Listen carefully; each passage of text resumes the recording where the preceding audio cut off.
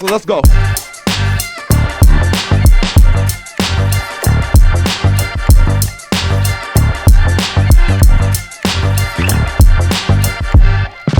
Pay me what you owe me and don't play with me, homie.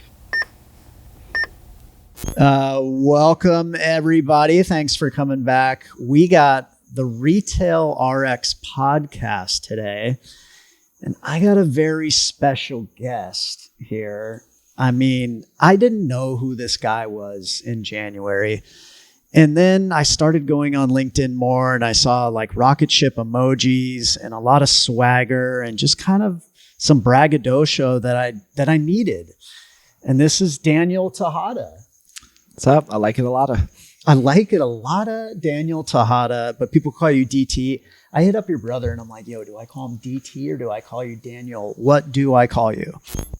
Yeah, so DT. Okay, do you have to like earn DT, or like if somebody comes out the gate and calls you DT, Now, DT are you a little DT bit is like, acceptable. Honestly, it all started at Quiver. That was my first Amazon job, and there was 7 employees, and there was already 3 Dannys. Well, there was a Danny, a Dan, so I could take Dan, Yul, my last name Tejada, which does stick, but it's hard to pronounce for the gringos there. So then DT ended up being my kind of go-to for the most part there.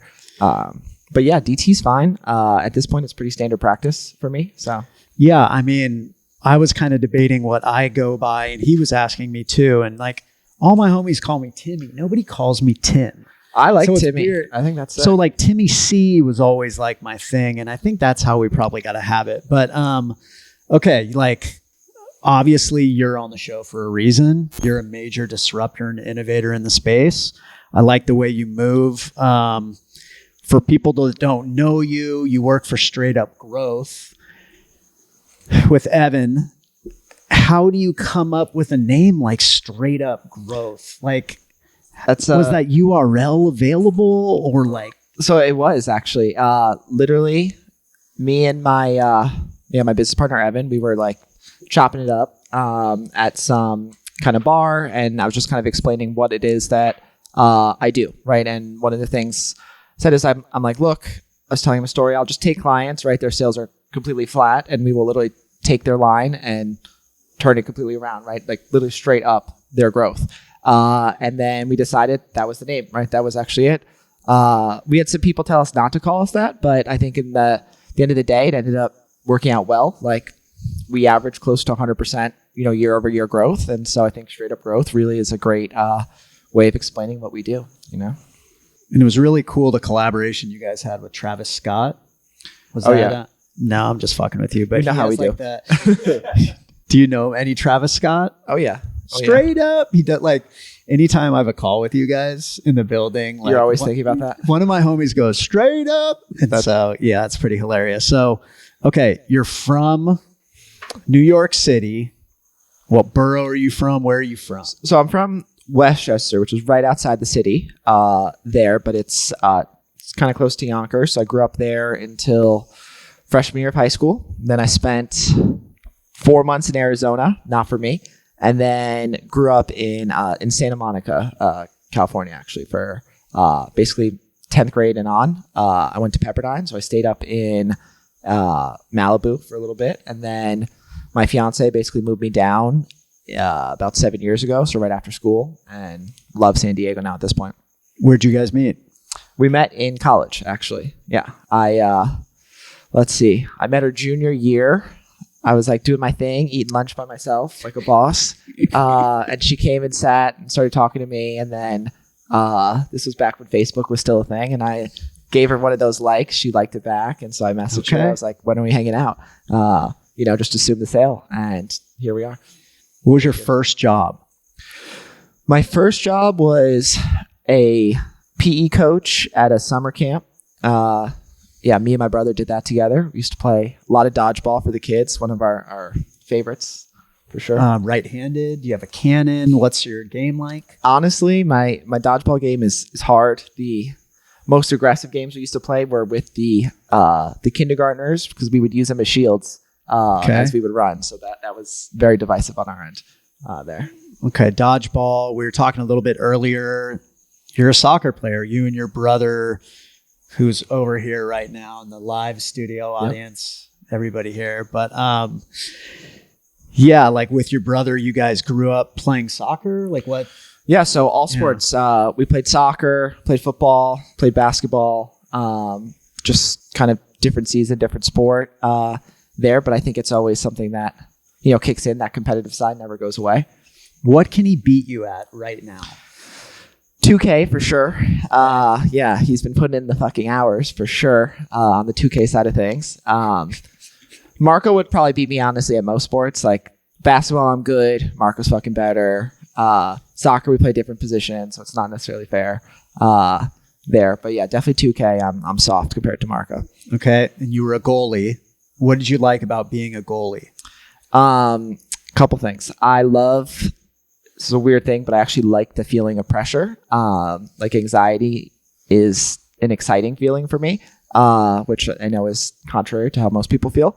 But I do like the pressure of like, it's a close game. I like the fact that for a goalie, literally, it's a position in which you are ultimately the last thing that stands between them scoring a goal, right, and having a 6 save. So there's a lot of like the highs are really high and the lows are really low.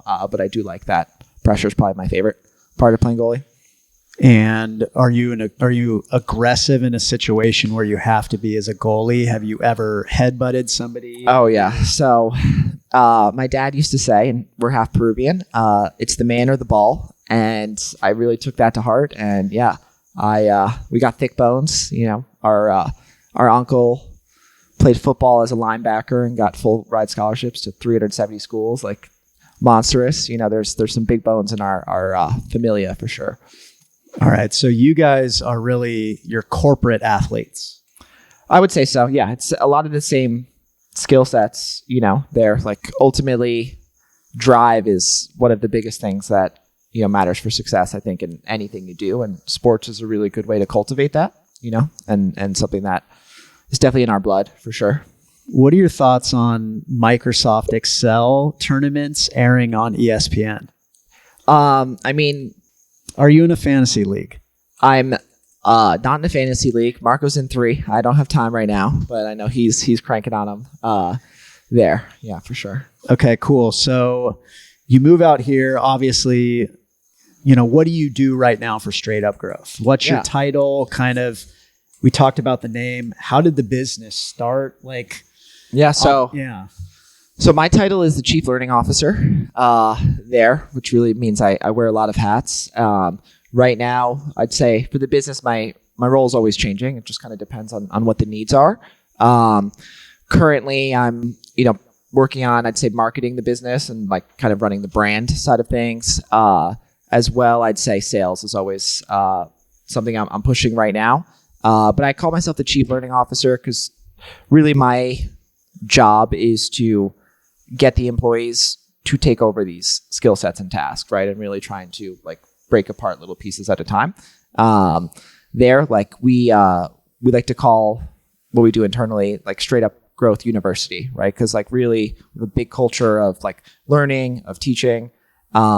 Ultimately, like I've had a lot of success on Amazon at this point in my life, but it started from somewhere, right? And it's all about what you learn. And if we can help facilitate faster growth for our employees, right, it's going to lead to kind of faster growth for the team, which really kind of brings to like why we started. So, I brought 2 Amazon agencies to be, premier partners with Amazon. So wasn't like growing the businesses wasn't hard. The kind of gap I kept seeing was like as growth would happen, you wouldn't support the team enough, right? And one of the biggest things is like as an employee, I believe very strongly in like you should be at a company to learn, right? At the end of the day, it's your opportunity to really like cultivate growth. And one of the things that can inhibit you sometimes is, like sure there's money, but the bigger thing is like just making sure you have the time to be able to not just do a job, but to learn from the task that you're doing. And at both of these companies, I'd run into a situation in which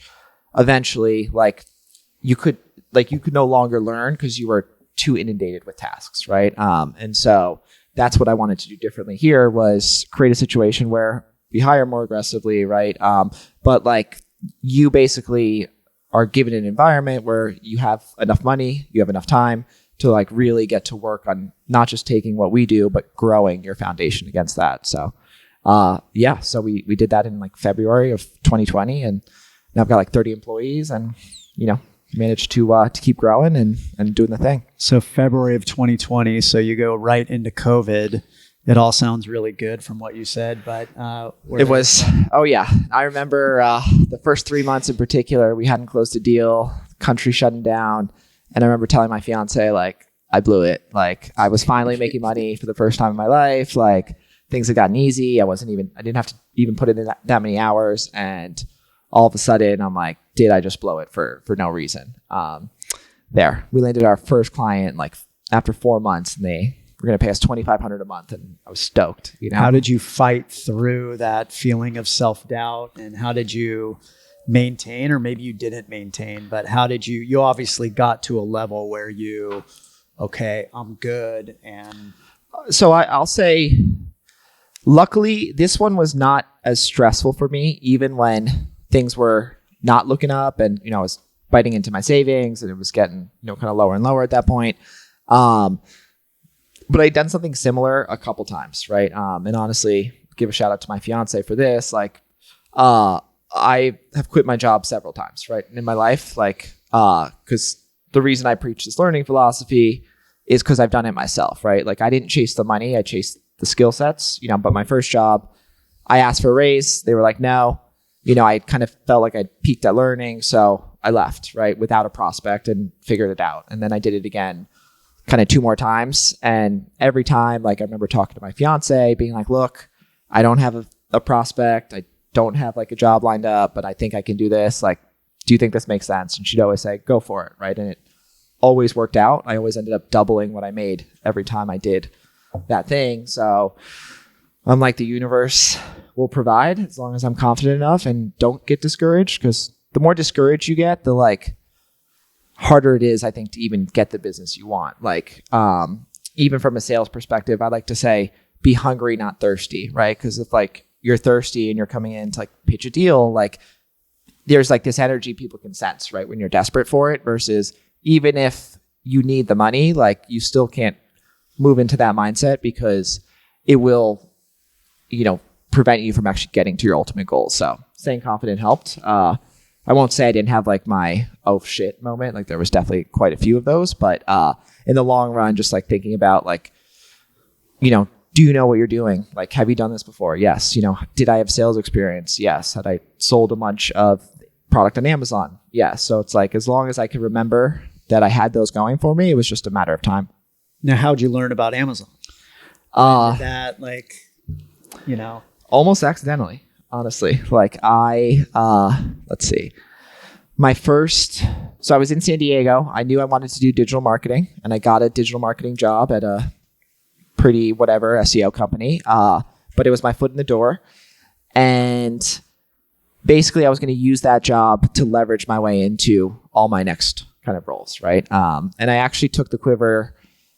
Well, Quiver's the first Amazon agency that I kind of worked at, which was super sick. Quiver, based out of San Diego, California. What were they all about? So they were about having an open environment on like, look, come here to learn, right? Come here to like be innovative, and not necessarily like, we don't have the answers. You guys have the opportunity to like basically play in the sandbox, right? Mm-hmm. And like, we'll guide you as much as we can. We'll, give you parameters and things like that, but really you figure it out. And that was the best thing that could have happened to me, right? Like, I ultimately had a boatload of money, because Amazon cost per click ads were so cheap back in the day, that they were basically like, figure it out, like, do whatever you want, just come in within these certain parameters and you could do it. So it was great for innovating, honestly, at the end of the day. And how much were like, I remember back in the days when I was your age, I remember like organic sales were everything.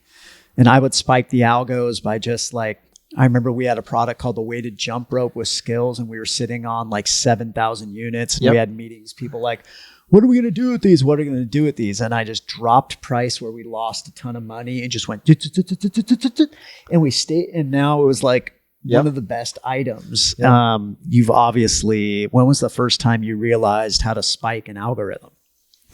So that happened my first year at Quiver. So the first, like most of the knowledge, at least when I first started, didn't really exist. There was like The Amazing Seller, Seller Labs, some of those kind of resources, but it was really just a bunch of people on YouTube figuring out what to do. And most of the information was not specific to advertising, right? Like, because as you mentioned, it was all about the organic. It was all about like the little biohacks and stuff that you had there. But then I get really bored and I'm really lazy, right? So like one of the things is my laziness helps me to innovate because I try to figure out what can I do to speed up my process, right? And so ACOS is just a math problem. It's like what is ACOS? ACOS, yeah. So ACOS is your advertising cost of sale. Basically, it's Amazon's version of ROAS, which is a more traditional explanation for ROI. Yeah. Yep. Just kind of a measure of essentially it's your spend divided by your sales, right? Okay. There. I call it more of a vanity metric because over time, what I recognized, almost everybody optimized exclusively towards that. And the thing is, that's a matter of how expensive is your item. So what's your average order value, right? Which you can't control if you're managing it for a brand necessarily. Your cost per click bid, which when I started were so disgustingly cheap, it was not hard to like how much to manipulate. 5 cents a click on average, right? Like now, if you launch a product, let's say in the supplement category, you could pay $10 to $15 a click, right? So huge disconnect. But coming from Google AdWords, I've kind of recognized kind of the long term CPCs are not going to be this cheap forever, right? Cost per click bids are based on a demand curve, right? Supply versus demand. Supply was eventually like it does reach kind of a pinnacle and demand did not, right? And was nowhere near that. So I just knew what AdWords clicks were and thought, how do we get ahead of this, right? And so there was this brand in the pomade space where I was able to test this theory for like $200 because it was so cheap back then. All of a sudden, drop a name or no?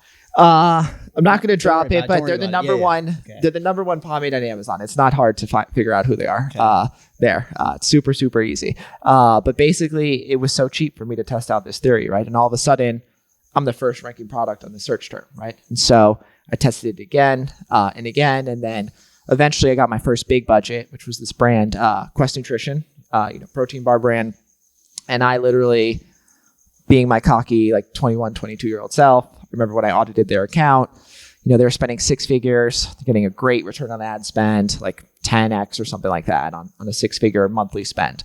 And the first thing I said to them was like, oh, that sucks. And they were so like taken aback. Like they're like, no one had ever said anything like that to them. And I'm like, look, I'll do an audit of your account, but I almost guarantee this is like branded traffic, right? It's the only way that like with how inexpensive your item is, how expensive the cost per clicks are in that category, in the fact that you don't rank well, like and you're not hitting your sales target, there has to be a disconnect, right? And so once I went through the audit, it turned out like 70% of their spend was branded, right? Which are people that already know you, right? We think about the value of a customer, the value of your dollars. It's not just what are the dollars returning, but who is that dollar bringing for you, Yep. right? Is a big thing. And so, I was cocky, but we took it over. And in, 3 months, we made up an extra like $3 million in total sales for them, switching to our strategy. So that was what really solidified that it worked, right? Understanding. You feel like a monster? That one was when I felt really good. I was already feeling really good. And in general, I definitely got my confidence, I'd say, supercharged just because it was so young. Like normally, if I had gone just traditional AdWords or SEO or like most of the traditional routes, I would have had to be going through the typical chain, right, of growth. And so I would get promotions, but it would take me longer to be able to have the freedom, the amount of spend, and the amount of like flexibility was like, it probably ballooned my career at least 10 years, right? And that really helped with the confidence piece. Is like I tell my employees now, like you'll learn the skills that we'll teach you, but you need to believe it, and you don't believe it until you actually see it happen. But once you see it happen again and again, that's what allows you to be like, well, you could say no, right? Like someone can tell you, I don't think you're right. And I could be like, well, I am correct because of X, Y, Z, right? It's not a theory anymore. It becomes factual once it's $1 billion in sales. It's like, okay, this shit works, Yeah, that's pretty cool. So let's see what else we got. Okay. coming up when we were talking a little bit earlier, you were saying that back when cost per clicks were 5 cents or whatever, that the Amazon advertising revenue was X. Now it is this. Yeah. Just say those numbers because they're crazy. No, so it's funny. So when I first started Amazon ads in 2016, they did $550 million in ad revenue. Last year, Amazon did $30 billion in ad rev, right? So it grew significantly. With that, basically as demand increased, that's what's driven, cost per clicks up and all that fun stuff there. That's crazy. Okay, so let me my man Garv behind the scenes was telling me to adjust the mic. He threw me off my train of thought, but it's good. We're going to bring it right back in. What were you just talking about? Cost per clicks, Amazon growth. Yes, absolutely. So here's the crazy thing. What a lot of people don't realize, like my wife, my mom, who are always like buying everything from Amazon, they don't understand that Amazon as a platform does not make money. Okay. Or do they? Would you say like on the 3P side, maybe? So now they make more money than they used to. But originally, no, right? Like the first probably 4 years I was doing Amazon, they weren't really making much dollars. When they first launched Prime, it's not cost effective to offer Prime at the dollar amount that they, mentioned, with also offering free 2-day shipping, right? Like that was not cost effective, especially low price point items they would literally lose money on.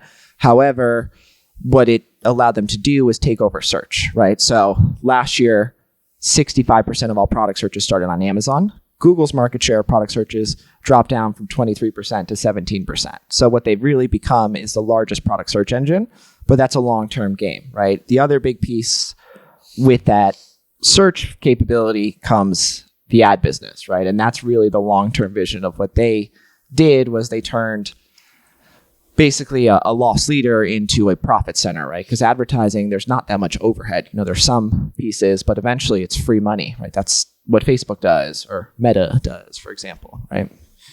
So if you're a D2C brand, so direct-to-consumer brand, you're seeing your sales slow. You're now carrying a lot more inventory than you were in the past because you made your purchases based on kind of the growth rates you were seeing online.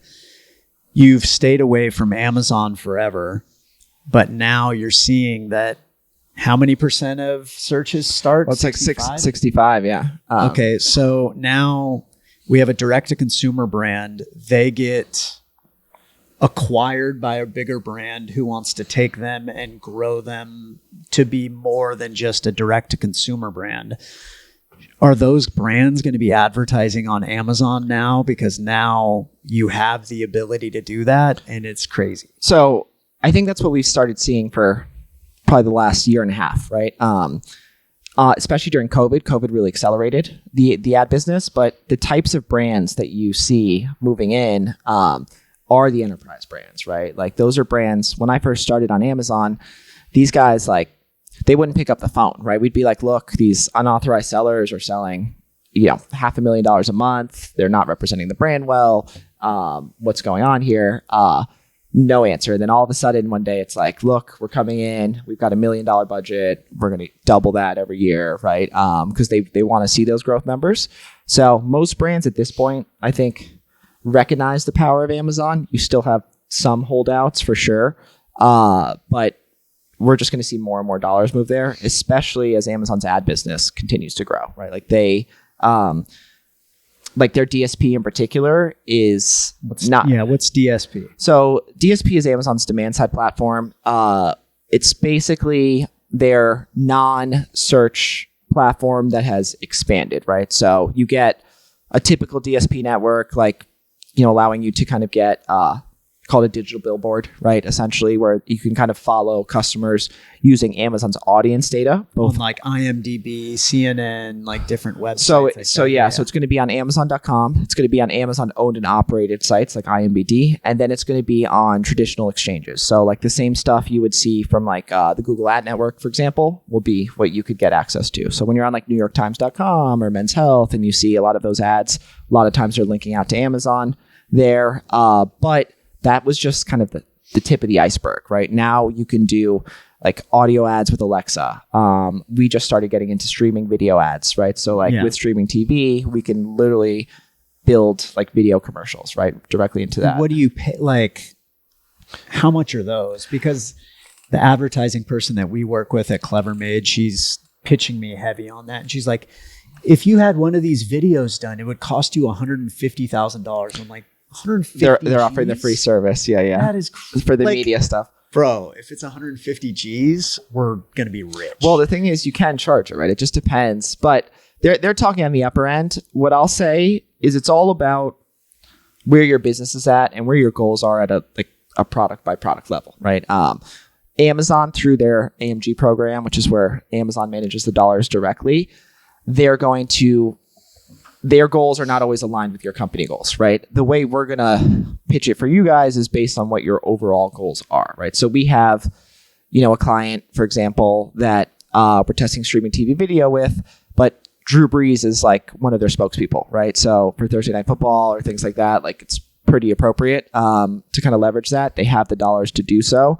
And we're already maximizing search ad dollars, right? But if you're a brand that doesn't have that exposure already, right, you don't need to put your dollars there. It's all about creating a plan that like is conducive towards your overall goals. And I think that's where a lot of brands like miss the mark, for Amazon in particular, is that they do these things in a silo, right? They launch video ads because Amazon says, oh, video ads are good, but they're not looking at how that actually, resides with their existing brand, So you're going to be not automating, but you're going to be auditing Clever Made's business soon. We'll do what we can. We'll see.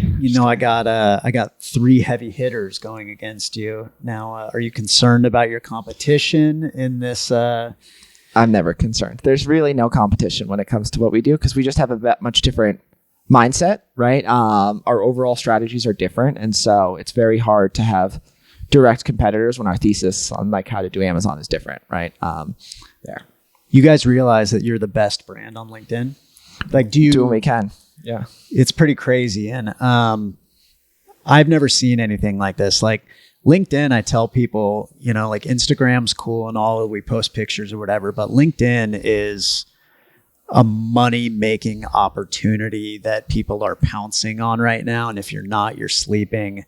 You guys, who started the kind of spider web of you like my shit, you comment on my stuff. Let's be like, is that an Evan thing? Is that a you thing? So we both kind of had our own LinkedIn strategies. Evan had like a ton of followers actually even before we started, right? Like Evan was already at like over 10,000 followers or something like that on LinkedIn. He was doing like sales development. So connecting with people, definitely a really big part of his kind of game. I had actually like back with like Mulvaney at Quiver back in the day, me and him came up with the idea of like hitting up LinkedIn or trying to scale that together, right? So I had already seen it work really well with him. My next job was this company Blue Wheel, and I was doing sales, and I started trying LinkedIn to see if I could use it to close deals, right? And it started working there too. So when we started the business, it was one of our main focuses right off the bat, right? It was like, how do we build LinkedIn to be a kind of a strong channel for us? And it's huge. I mean, we still haven't spent $1 on advertising for our business between referrals, like, partners like you, and then LinkedIn. Like we have really all the leads that we need, and like quality leads too, right? It's not just random folks, but like huge accounts have come from LinkedIn for sure. $0 on advertising. That's pretty cool. It's not bad. We spent a lot of ad dollars for other people, so I guess for our business, we don't need to. Do you ever have to reel Evan in on some of his LinkedIn posts and say like, Evan, what's going on? There was one recently, it kind of caught me off guard. He was talking about like the Las Vegas Raiders, but he did it Los Vegas Raiders. And then I'll say, when it comes to like my best advice, usually it's like being authentic, right? So for me, I usually wouldn't like tell someone else exactly how to kind of like run their content. Like I think, that people are going to resonate with what's authentic, right? I think the bigger problem is when people try to kind of force content out. So my advice to him on his end is more so like, make sure it's authentic to you, right? If it's authentic, someone else may find it weird, but there may be someone else who like really resonates with that, right?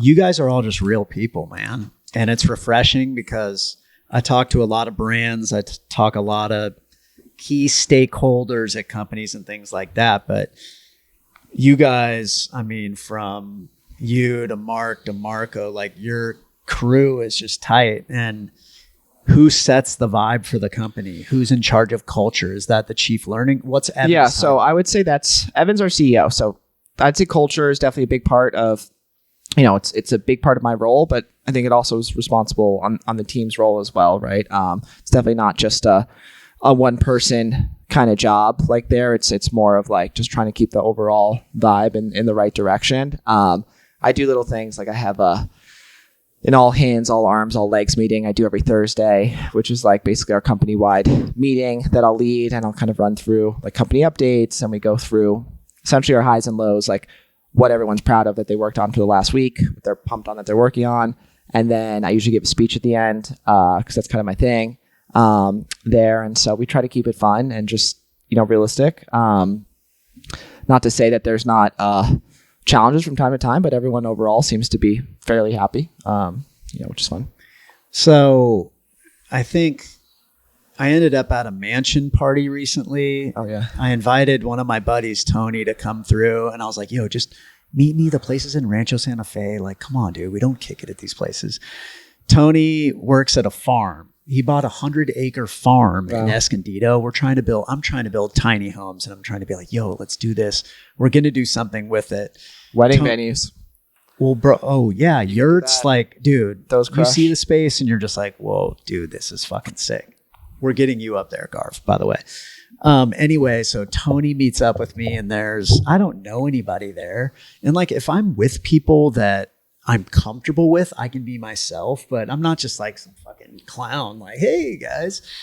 So I go there, and like, people weren't talking to each other, and people were like stiff and doing this. And I was just like, so what the fuck do you do? What do you do? And we just started rapping, and my buddy Tony, he just disappeared. He Irish goodbye. He said that was the weirdest thing. He's like, there was a bunch of Mark Zuckerbergs there. That was pretty fucking funny. But yeah, we were at a mansion party. Where was I going to go with this one? Damn it.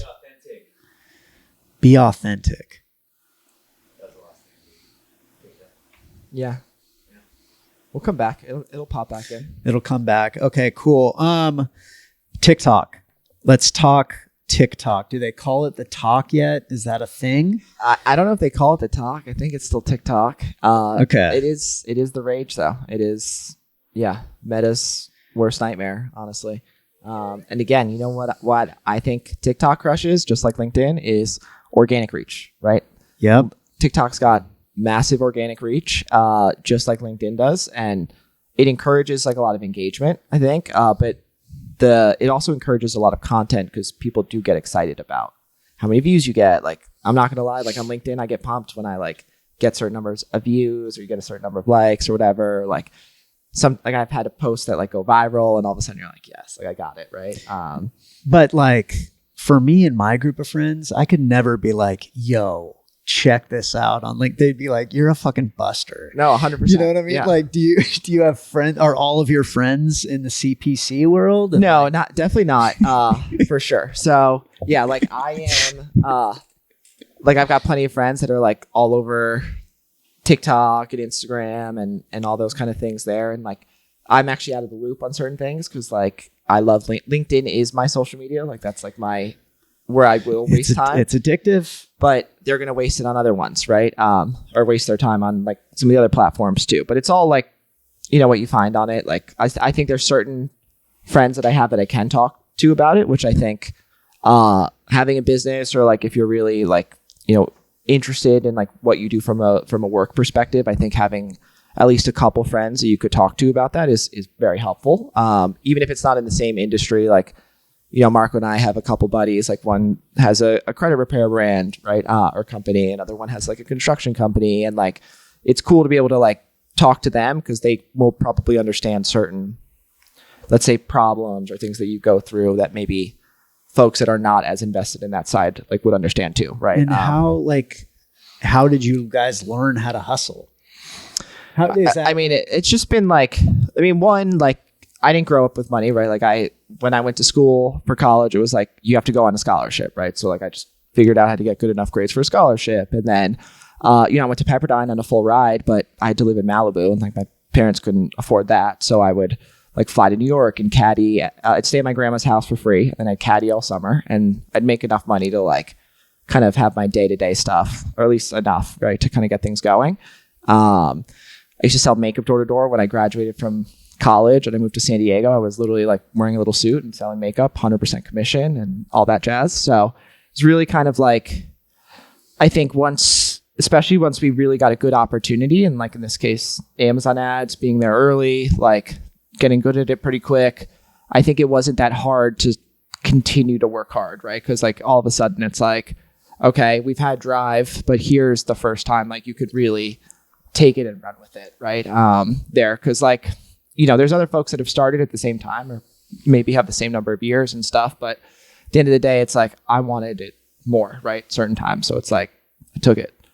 The mansion party story came back to me. Oh, good. Let's go. I didn't hear the last 30 seconds you said. I want to hear it. But I got it.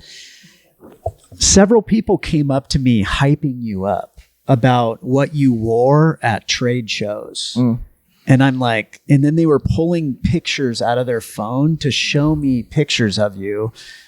And it was kind of weird for me, but then I was intrigued. What are you rocking? So, I mean, I always have pretty ridiculous outfits. Tracksuits are one of my favorite things. So there's this movie, The Gentleman, that's just sick. And they had these really cool tracksuits in the movie. So I wanted to find it, and I found some guy in like the Ukraine on Etsy who was making them. So I got a couple tracksuits that I'll rock from time to time. How'd you find? Okay, this is the second time you've mentioned Ukraine. Yeah, you work with people in Ukraine, and then you found a tracksuit guy in Ukraine. How did you find this guy? Yeah, I'm in. Google searching. Like we talked about this earlier. Searching is my life, right? It's what I do on a day-to-day basis for Amazon, and so usually searching for problems is not, or how to fix things that you want. You can find almost anything online, right? Like how to teach myself Amazon ads. Like I didn't even really have a boss to like be like, these are the steps. They're like, look at the YouTube videos, right? So I just watched, right? And some of it's not the best information, but it does allow you to at least start like working towards finding a solution, I'd say. How many tracksuits do you have? Bless you.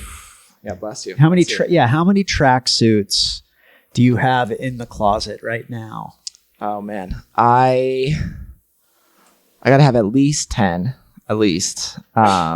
easily. Okay. And then I have some shorts and a shirt, kind of matching fits too. What's your brand of choice right now on the track? I want Adidas tracksuits are always good. You can't go wrong with like I'm wearing Adidas ones today. Okay. But yeah, Adidas is solid. It's just classic. It's also looks a little sporty, which is fun. But tracksuits got really in during COVID, so that's also helpful. Just like you can go to almost any store and like find a tracksuit if it's somewhat trendy. There for sure. Yep. But I always like to wear things, I don't know, that pop in general. Like I think I've always been a marketer, and it's just like what you mentioned there, right? People remember you by the things that you wear, right? Is one of the things that I will say. Like I went to a music festival and I brought a straight up growth totem pole. I had one made like for that Marco and I rocked. And like I actually got some connects on LinkedIn while I was at a music festival just because of my little totem pole, so. What were you saying earlier about you went to a concert and it was at that concert where you learned you wanted to be in digital marketing? Yeah, well, not so much as I learned I wanted to get into digital marketing, but more on like just recognizing. I had a conversation with this person about like a lot of times we get frustrated, right? Because we try so hard, right? And it's like we think we should be in a certain place. And I always assumed like I'd be pretty good at business, right? I was like driven, I got decent grades, but all of a sudden I'm selling makeup door to door. No one's hiring me. No one's even giving me like an interview, right? Like didn't feel like I was getting a chance. And so there was a point of like feeling defeated. And this kind of stranger that I met was like, it's not about that, right? It's like, it's about knowing with your gifts, like the universe will provide, just like let it happen, right? Like don't get in your own way sometimes. It's honestly, I feel like this, I give this advice for people who like want to have a boyfriend or a girlfriend, right? And when you try so hard, it's like you put so much into every single like interaction, and it's too much pressure, right? It causes you to like not actually perform at your best level, because it's like, oh man, this person matched with me on like Hinge. Like I have to make sure I send the perfect message. It's like, no, you don't know that person, right? Like you don't know if that's going to work out, like, or whatever. But if you're going into it with this has to work out, I love them, I already looked up, everything about them, like it's probably not going to bode well at the end of the day, So if I'm a brand, why do I want to work with Straight Up Growth to help me with my advertising? Because we have an internal team. We have a big internal team and they're really good. So why should we go with you? Well, I think the most simple version is how deeply we understand how Amazon as a search engine works, right? We're not just looking at like an advertising KPI. We're not just looking at a sales KPI, but we're looking at like, where do you place, right? Where is your traffic coming from? What is the value of that search term? Like we will tell brands to advertise against different products because they actually make more sense for them in the long run, right? Understanding that there's an LTV. And a lot of this comes from the fact that we've sold billions of dollars worth of product, right? We launch brands from 0 to 1 million, regularly. We do it in the hardest categories. It costs us millions and millions of dollars of spend and mistakes and all these things to learn these things, right? At the end of the day, if you're in-house, it would be almost impossible to match the amount of like spend, categories, all of these things, all of the kind of time that we've spent and dollars that have been spent to learn the skill set. And so as a result, like even the best kind of ads team that we meet, we can still usually elevate their game, right? Because we're looking at it from 1,000 more angles than you guys have, right? You're auditing the same, well, not you, but like if you work in-house, you're auditing the same brand again and again. You're having the conversations with usually the same exact people. Mm-hmm. So like the ideas kind of stay very similar where, I audit a couple hundred brands a year, right? Just looking at their kind of accounts, right? And then we work with all these different categories and you learn things, right? Especially the hard ones, right? We work with supplement brands. Like supplements are the most competitive category on Amazon, and we still can turn those into winners, right? If you could do that, anything else is easy from there. Yeah. So the Retail RX is all about a prescription for a healthy bottom line for like businesses that we work with. And based on everything I'm hearing, and honestly, and I've told you this probably 3 or 4 times, I think by now, but like when I first met you and talked with you, you're the type of person that I would have imposter syndrome about because you were better at advertising than me.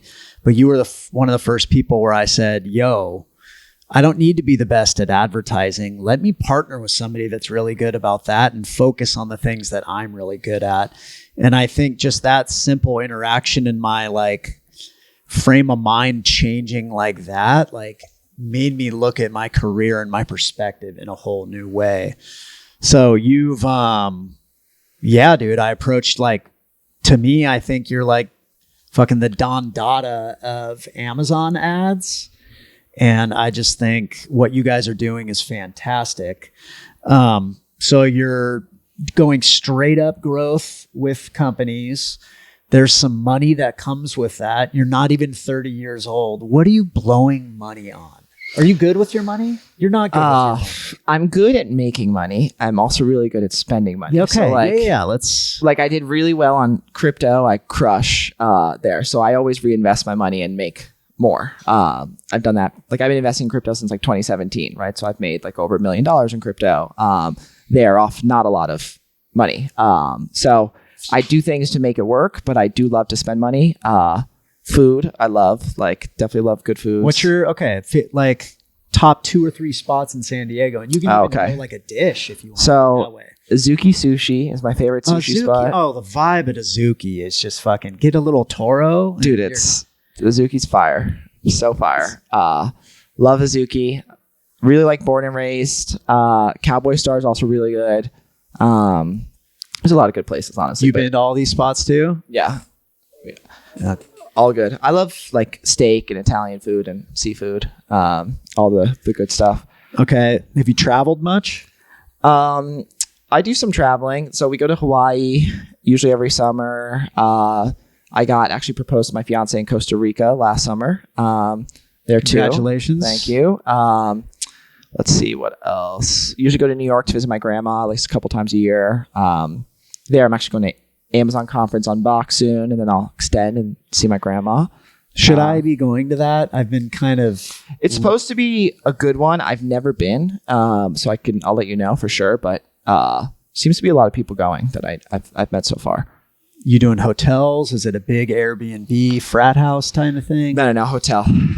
Just me, Mark, and Marco. We'll be going to that one. But some of the other ones will do bigger for sure. Okay, you do advertising. You're on a computer a lot. You like search engines. How do you just unplug and actually be mindful and kind of get in tune with yourself and be active with your fiance? And yeah. So, and what I'll say is this is one that took me a while to figure out, right? Because it used to be, I was really bad at it, right? Especially when you're excited and things are growing, you're just like, you want to keep working, right? Eventually you forget that like you have a life and you have other people and relationships. So remembering that is always really important. At this point, I'm pretty good there. Like when I stop working, like I stop working. I won't respond to texts. Like I won't respond to emails on those pieces. I used to be really good at that. But what I realize is like, it's very hard to get your brain out of work mode and to pay attention to other things if you're still 1 foot in on the other stuff, right? So if you're still checking your emails, your brain is still thinking in that way. So the first rule is like, when I'm done, I'm done. There's really no fire in the world that's that big, right? Like you can usually fix it. You'll be a little bit late, but it's not the end of the world, right? You can apologize if you need to. So I think that's really important. And then just like being present, I think is important. So like if I'm talking to like my girlfriend or my fiance or whatever, and like she's telling me about her day, like not looking at my phone at the same time, right? Mm-hmm. Like making sure you're actively paying attention and those kind of things. Like I think working out or going on walks or some sort of like activity like that, it's really important. It was something I wasn't doing as much during COVID, for example, especially that first year. So I was like not feeling that good about yourself, especially if you're work from home, you're on the computer all day and like you forget that you're stuck inside and you're not getting like just being outside, like walking is one of the best things for my mood. Like if you have a terrible day or like you're not feeling good and you go for a 15-20 minute walk, like you will feel better. It's therapy.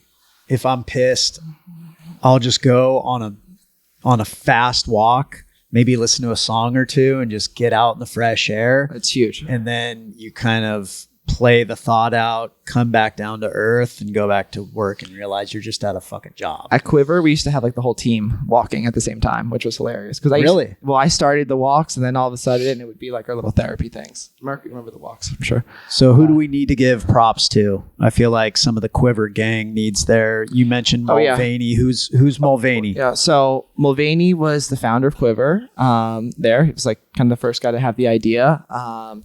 Super cool just knowing him because he was like someone who really just like went after it, right? He just like had an idea, he tried it, he didn't know if it would work or not, right? Which I always thought was like really awesome and something that I've definitely tried to bring into sort of my own life there. We had Brad and Danny, who were two of the kind of other founders there that were like core part of the team as well. Still like really, really great kind of guys there. I had Mark Lathram, who was kind of my first boss. Well, he was my boss at Quiver. He kind of ran the show. But he was actually one of the best mentors I ever had, I'd say, for sure. Like he was like very, he was loose in the sense of like allowing you to kind of figure things out, but kind of there where you needed him and also encouraged, a lot and have your back and all that stuff. So it was great. Quiver was my, honestly, I used to call it my Amazon masterclass, essentially. It was like I was getting paid to learn, right? Which is sick. It's like when you have those kind of companies, sometimes it's kind of definitely a gift for sure. So it was a really, really cool spot to get things going. So you've been in New York, you've been in Santa Monica, you live in San Diego now. Do you feel that San Diego is the digital hub of the U.S.? It's definitely a big one, right? Like you go to downtown San Diego, you throw a rock, you hit like 15 AdWords guys, for sure. So it's definitely a spot. Honestly, I didn't really know digital marketing was so big until I moved down to San Diego. And when I was looking for advertising jobs, that was everything, right? In Santa Monica, you still get more, or in LA, you get more of the traditional media. I'll say digital media has gotten bigger in general over the past few years. So most places are even, but San Diego in particular has a pretty large community, which I think is awesome there. And it's also helpful just to learn, right? Like you can usually go to like a networking event or talk to somebody and find what you need, right? Or find someone to learn from or all those cool kind of things here, which is rad. All right. So where can people find you? Where can they find your website? What if a brand wants an audit? How does that work? Yeah. What should they be doing? Sick. So we have the ability to connect to us for audit directly on our website. Just kind of go to straightupgrowth.com there, and we can kind of reach out on the contact us. You can also find us on LinkedIn. I'm Daniel Tejada on LinkedIn or Straight Up Growth. Follow us on LinkedIn, and we'll definitely find you guys. Yeah, those are kind of the big ones. I've been lagging on TikTok, but AM Zaddy is going to be a pretty big TikTok thing eventually. So we'll see how it goes. How many followers you got now right now? Not that many. I've been lagging on the posting. I've been like behind on some sales stuff. So, but I'm going to pop off. You'll see. I mean, I can drop some clever made items off to you tomorrow and you can talk about what's on the Peas deal right now, you know? Oh, yeah. No. Well, honestly, like, dude, it was a pleasure having you swing by the RX studio. I mean, you're the first guest to actually see. No, it's so sick. I'm so you pumped. Know what I mean? Yeah. We got all sorts of stuff. We got some boxes to rip because I know this has been a long night, a long day, but thanks for coming, bro. Dude, thank you for having me. Thanks for bringing Big Bro. I yeah. guess it's little bro, but he's big bro. Need that protection. Shout out to Marco in the building. And you can find him on Hinge. So from the Retail RX, thank you very much. This is where we flex Later. again. We just boom. Boom. Yeah. Oh, dude, you went with it.